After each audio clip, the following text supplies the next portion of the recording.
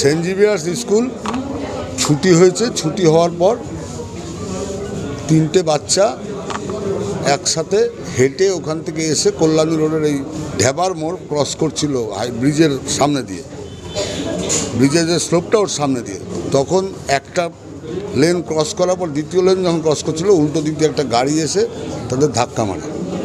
তার মধ্যে আমরা এখন এখানে যা শুনতে পাচ্ছি, একজন রূপকথা দত্ত সে মারা গেছে, আর 2জন হাসপাতালে চিকিৎসাধীন আছে।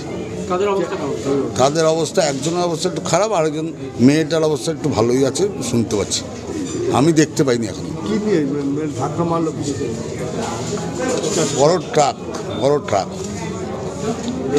ট্রাকটা ধরা পড়েছে, মোহনপুর থানা তাদের অ্যারেস্ট করেছে।